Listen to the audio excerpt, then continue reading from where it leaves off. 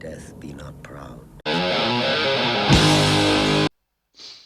Well, all right, you ignorant pigs, put down your crack pipes and your beer bongs. We're doing something a little bit unorthodox today. So the first part of this video is an old school Warhammer Fantasy 8th Edition battle report.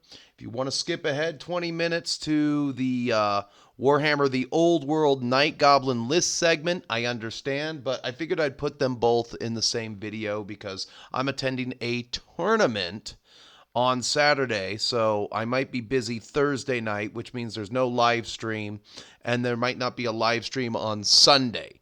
So I'm going to get a game with Beastmen in out of the way on the books, and then the second part of this video will be me talking about my goblins, specifically Night Goblins, in version 1.5 of Warhammer the Old World. And so you, like I said, you can skip ahead 20 minutes, and I won't blame you.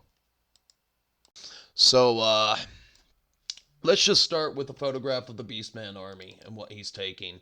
Now, this is a legitimate strategy. I've seen this used to devastating effect where my big buddy Bradley, I haven't seen him or heard from him for a little while. I wish he would drop me a line out of Indiana.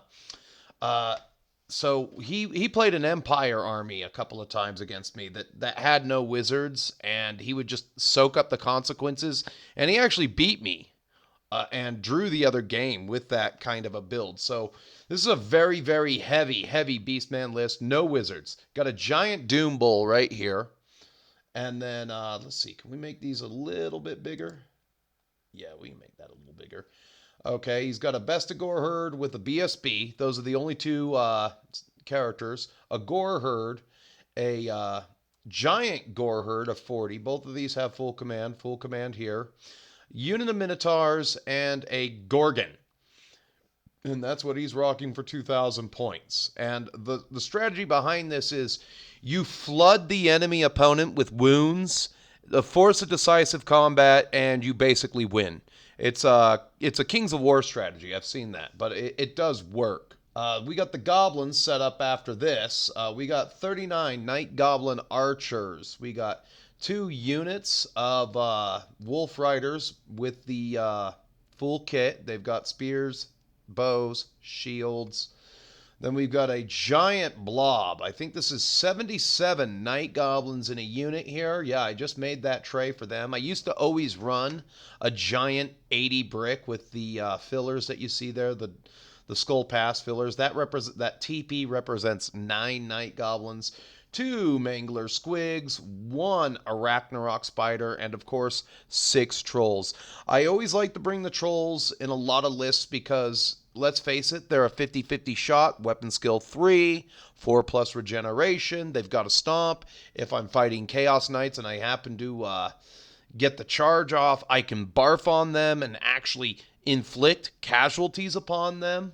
And then as for characters, not a whole lot of characters in this one. We got the Battle Standard Bearer on a stripper pole, a Goblin Big Boss. You can do that in this edition. I do like that. Goblin Big Boss for his leadership 8, and he's got the Fencer's Blades. And what else does he have? He's armed with something else besides the Fencer's Blades. And the Glittering Scales. Fencer's Blades and Glittering Scales. He does not have a great weapon, so that's what he's rocking, and that makes him -1 to hit, weapon skill 10. Sometimes I run the potion of strength on him, but not all the time. I've got a 4th level wizard with a magic carpet and a 4+ ward save, a standard goblin big boss with a great weapon and light armor, and a level 2 with a dispel scroll. And that's the list. And it kind of works out. Oh, and this Battle Standard Bearer is also carrying the banner that makes the big unit cause terror. It's pretty handy to put on Night Goblins so that when I get charged by a terror causer, that cancels out. Terror recognizes terror. And, you know, the Wailing Banner is really good for making a unit cause terror. So I don't immediately flee. I wish there was a setup where I could bring the Bad Moon on a stick as well. But you know, you only got so many rerolls in you. Okay, this is set up. This is what it looks like. I've gone pretty far over here on this side. As a matter of fact, I can probably rotate this. No, I can't. We'll just go back to this. Okay. I've got in the housing over here a unit of Wolf Riders, the Arachnarok Spider, the 39 Night Goblin Archers. Now, I'm actually really scared about this flank right here because there's a lot of wounds over here. There's a big old Gorgon. These two things can throw down. And then I've got my center weighted here. I've got the hill between me and them. And so what I'm going to try to do is I'm going to try to get my manglers out there and then sweep with these two units like a wheel towards him while he sweeps towards my left like a wheel. All right, so let's get into turn one. Beastmen move forward. That's it. We're going into turn one for the goblins. I don't think I have a picture of this. Oh, I do. Gorgon came down here. I cast Vindictive Glare on him, and I shot him with poison shots from the Archer Blob. There you go. And I was not expecting that to happen, but we pulled it off. And the Gorgon in this one doesn't have any armor. It doesn't even have a 6+. They gave the Giant a 6+ in 8th edition, at least. And then you can get a further 6+ if you have a Savage Orc Shaman. You know, giving you some synergies there. That's one thing I like about 8th edition. But yeah, we were able to down the Gorgon turn one. So going to Beastmen 2. We killed some dudes with Fanatics and failed to... we had a big old failed charge here from this Gore Herd into the Spider. I don't know if I have a better picture of that. But... And then this picture, he just decided to eat the bullet. Take 3 casualties completely and destroy this Mangler Squig and just remove it from the table, rather than have me do anything with it. And I think that's how his turn 2 went as well. I don't think I have a picture of the other side of the field. And then we go into my turn 2. The Giant Spider charges. I move my Wolf Riders out to the other side. I don't know what I'm going to do with them. I'm just hoping to do a lot of damage with the Giant Spider initially. And then of course, I flew my Wizard in between here and there. We killed these Beastmen over here with some Fanatics. And we started shooting them with poison shots because I keep casting Gift of the Spider God, which is a very useful spell when you've got a brick of Night Goblin Archers. And I guess that's why they nerfed it in Old World. But as you can see over here, we're throwing dice. We got the Doom Bull coming down here. Of course, I always back off with this army. Again, you got this is how far I trundled out with the Mangler Squig, some Fanatics again.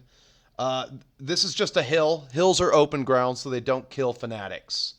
Forests do, walls do, but hills are considered open ground. That's just how we played it. But as far as I know, hills are always open ground. Unless they are a wooded hill or something like that. In that case, it would have killed them. And then I think all the Fanatics are out. I usually, in most lists for 8th edition, I only bring about 5 to 7. Because you do slow down the game immensely during the command phase to do random movement for these things on your turn. So, it's kind of a dick move if you were playing in a tournament to bring a bunch of these things and slow the game down to move these things. So there's that. And I charged up there with the Trolls. With the Trolls versus the Minotaurs and the Spider versus the Gores, we had 2 drawn combats, and that's how my turn went. Turn 3 for the Beastmen. I got a side charge from this unit into the Trolls, and the Doom Bull goes into the Blob. Now, this is fine, the Doom Bull going into the Blob. I'm going to have Steadfast for Miles, but the problem is, the Doom Bull has close to like 9 attacks after it picks up Frenzy. So I'm literally going to be feeding it this unit. He can solo this unit, but it's not statistically likely unless he made like the turn 2 charge. I don't have a whole lot of things in this unit that can stop him. I've got my Lord in that unit for the leadership. I've got a Night Goblin BSB helping out with some great weapon attacks. One strategy that I always used and still use to this day, even in Old World with Night Goblins, is great weapon heroes in the front rank. Sometimes you might have 3 or 4 of those great weapon heroes in the front rank, and then if they want to attack them, you're going to be like, okay, this is a good strategy to like parse out the enemy and everything. This is why I recommended way back when Old World came out and I started playing Orcs and Goblins, the 30-man brick with 2 fanatics, nets, and what do you call it? The 2 war bosses. That was something like just over 200 points.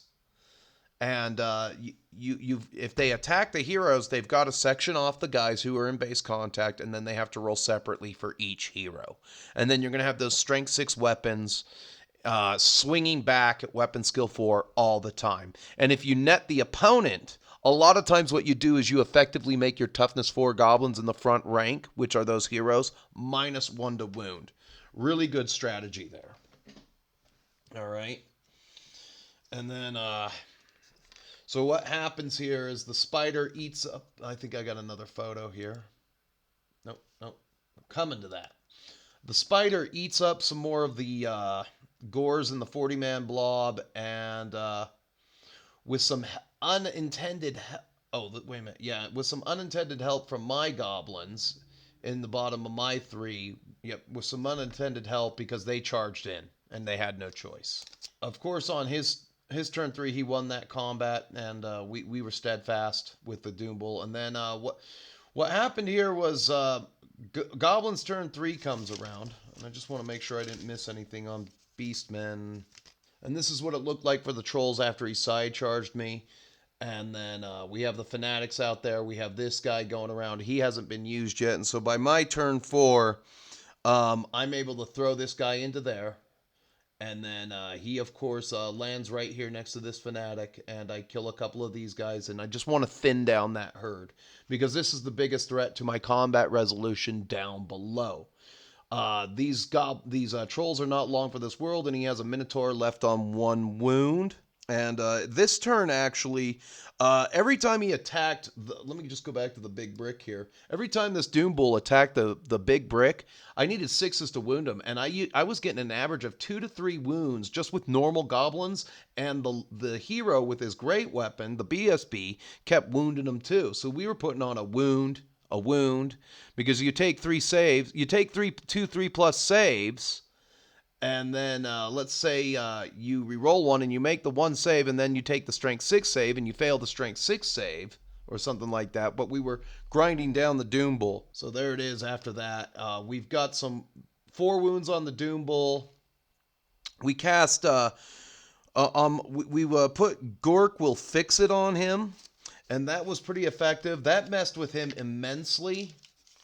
And then we got, that one messed with him immensely, and we started to have a good back and forth. But yeah, for a couple of turns here, we were just putting wounds on him. We were successful in getting over to this side to shoot the ass end of this unit. And the goblins had an animosity issue, and as you can see here, we had an animosity issue up there. And I did not have an animosity issue with the goblins in the forest. I lost 1 to the dangerous terrain, and I said, we got to kill this 1 troll, because heroic Wolf Rider goblins do great things. And they were successful in finishing off the last Minotaur. And I won this combat against the Doom Bull, and he stayed on double 1s. No, not this one. This is one he beat me on. But yeah, we were successful in thinning out this herd. We have a rave party with the fanatics on the hill, and as you can see here, I'm grinding down this unit. So let's see here. We need a different photo. There's a better picture of them. Yeah, okay. So yeah, it was my turn. It was my turn 4 where I beat the Doom Bull. He runs away, and then we had what was that 3 to represent? Ooh, I don't remember. Oh, we just moved 3 inches to chase him down. 3 inches to chase him down, because I was going to chase him down anyway, kill this guy, and call it good. So he ran away. And then on, let's see here. So what do we had for his 5 here? Just go to the next photo. As you can see, we killed that guy. Got lucky, but he another photo there of the combat situation. This turned out really good for me because I thought that these guys were going to die to a man. Turns out they didn't. They made some pretty strong saves. These wolf riders on the what do you call it, side here, doing heroic things again. Got a fanatic very close to my wizard. Bestigor herd charged what's left of them, killed them to a man. And then they reformed and pivoted that turn, and that was Beastmen's 4. Now over here, we had the beginning of my turn 5. The beginning of my turn 4, we basically what had happened is I rolled an animosity and I rolled a 5. 5 means if we pivot towards, which we don't have to, the nearest enemy, make a full move, which means we land on the Mangler squig. And I think we ate a big old blob of casualties there. I know we lost north of 9. I think I'm going to take the TP out here in a minute. And then we charged the Doom Bull again. And then we also, after I charged, had a fanatic go ham, because animosity and charges go first. Another fanatic hits this unit, and he goes through the entire combat, by the way. Stops. What killed those archers? No, he goes... No, he came from this side. Oh, shit, yeah. So he comes through. This was one fanatic that came through here, and then we have another fanatic that came through the entire thing. He also had a miscast scenario, and my level 4 became a level 3 after that. We win this round of combat, and he rolls snake eyes, and this is how turn 4 went down. That's how that went. Sorry about that. Then we go to turn 5. These guys charge me in the side. There's a challenge, and I forgot about Primal Fury here, which he's successful in putting a wound on my boss because of hatred. And even though I'm weapon skill, he needs 5s to hit me, he still snuck one through, and I forgot all about that. Usually I don't ever allow him to take a challenge unless it's a turn that I charge. It's a hero target that I can kill, and that's why I have the Potion of Strength. Because, weapon skill 10, you're going to hit on 3s. You don't get to hit on 2s in this one, but you have a chance. But yeah, I challenged him out so he wouldn't be swinging in the unit. And then we had the fanatic go ham. And what do I mean by ham? This guy goes through the entirety of this line right here where the combat is. Goes through the Doom Bull. Goes through, of course, my lord is part of the unit. Goes through the wolves, goes through the goblins. He went right through this center line of the combat, smacks into this fanatic, kills him. You never know what fanatics are going to do. And then that actually, unfortunately, does in the Doom Bull. On, Goblins turn 5 here. And it killed 2 Wolf Riders, 2 Bestigors. The rest of this unit died. And then it kills 5 Goblins and the fanatic. Pretty mean-spirited little creature right there. We have to go back to the MVP. Anyway, the challenge is issued out. I'm actually successful in getting one more wound off on him in the challenge. And the Beastmen died to a man. I'm just going to get out of this real quick. And we're going to go to this photo right here. I'd say out of all the damage units that I had, this was the MVP unit. They shot a lot of stuff off the table. They shot that Beastman unit to crap. They shot the Bestigor unit to crap. They shot the Gorgon to crap. And then the next MVP had to have been the Arachnarok. Just turning its butt around and covering all those Beastmen in webbing. That's one thing I like about 8th edition is the Monster Mash. You can get some pretty decent Monster Mash and everything, but yeah, MVP unit here, and then finally we can go to this one, just radical Night Goblins, this is the Lord's unit. You got this BSB on a stripper pole here, and this unit can really carry the day in some cases, just depending on how you use it and everything. I do like a unit north of 60 for Night Goblins. I think they work really well that way. Again, the idea is to have a hero here, and maybe a hero there, and then your lord there. and then you net an opponent, and you kind of effectively turn this unit into a combat unit with all the strength 6 up front. And if you have to challenge out something nasty, he's there to take the challenge, and it will take them a turn, usually, to kill something that a Lord level hero can only hit on 5s. It doesn't work against monsters. Usually what I'll do is I'll retire him to the back. And then I'll have like four strength 6 heroes swinging against the monster, and then he can only stomp into the unit. Because if I'm in a challenge, he can stomp into the challenge and kill that poor guy. But yeah, that's usually how I run the Night Goblin setup in 8th edition. I have a tournament coming up where I haven't really finalized the list. I'm just still kind of weighing my options. So let's see here.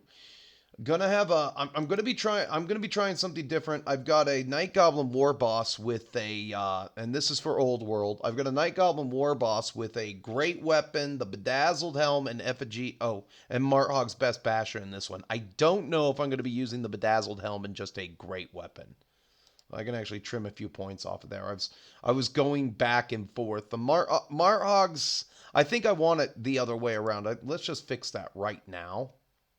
We'll get rid of... I mean, Marthog's Best Basher is a really good weapon because it gives you -2 armor piercing, +1 to strength. I think this is more an orc weapon. +1 initiative, +1 weapon skill. I think it's more of an orc weapon than a goblin weapon.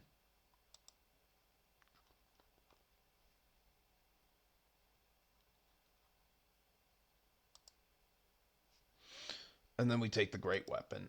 And so there's that. So I'm still working out the kinks in this. This is 95 points worth of magic items.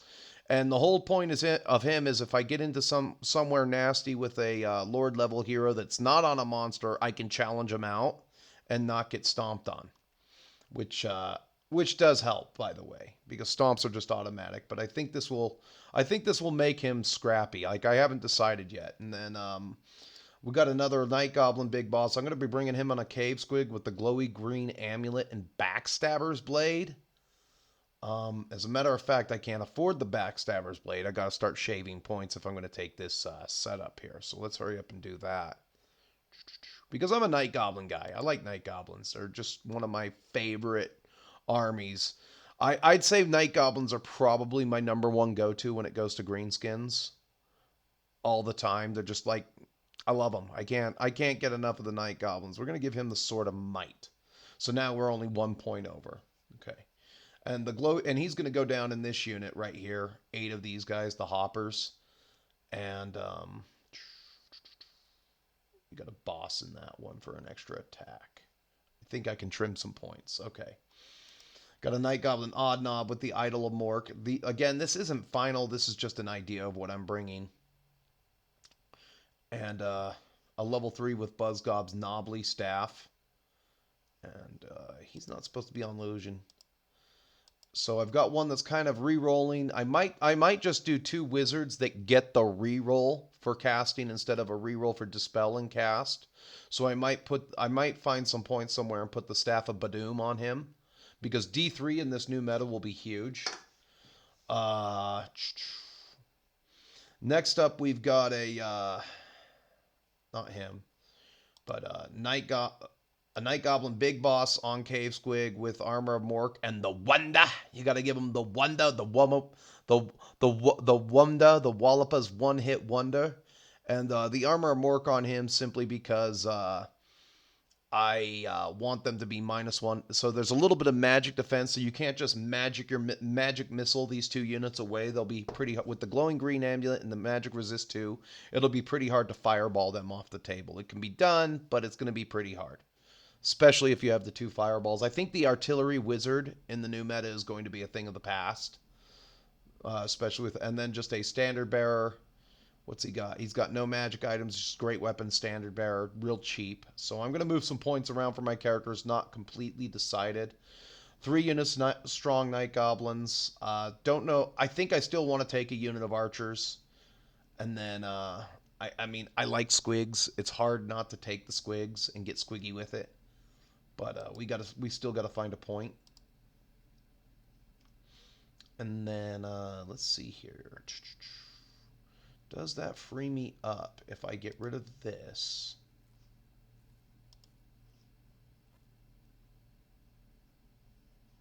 I got to go all the way down here. Bam. That makes me close. That puts me 13 points over, which is exactly another squig.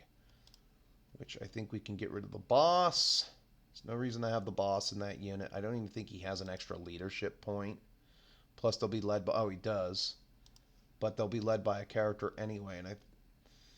And they're immune to psychology. So we'll get rid of him. And we'll get rid of him. Now we're 2001 again. God damn it. There we go. So now we're back where we started from. I could still ditch one of these units entirely. And bring another Mangler Squig, which could be pretty strong. So 3 Mangler Squigs and a Giant. The Giant never does anything. You know, if you're lucky, you get him into a unit of infantry, but he does help project the threat. But that's about it. One of the got to work on this tonight after the battle report. But you can tell me what you think in the comments section below. You know, what can I say? I'm a Night Goblin fanatic here. So that's about it for me. There will be no live stream Thursday night.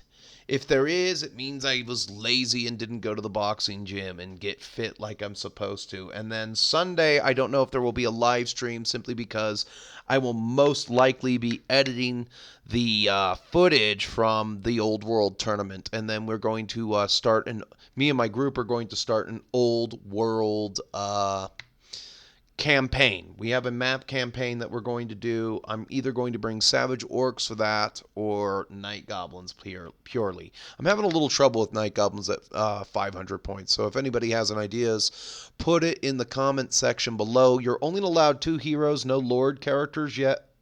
You have to start off slow. Every unit that you do take has to take a boss if it can take a boss. So there are some rules there. And more on this later. But until I see you again, keep painting, keep playing, and stay metal, my friends, and we hope to see you in the next one. When on. I figured sold out. It's better to burn out than to fade away. Whoa, whoa, whoa.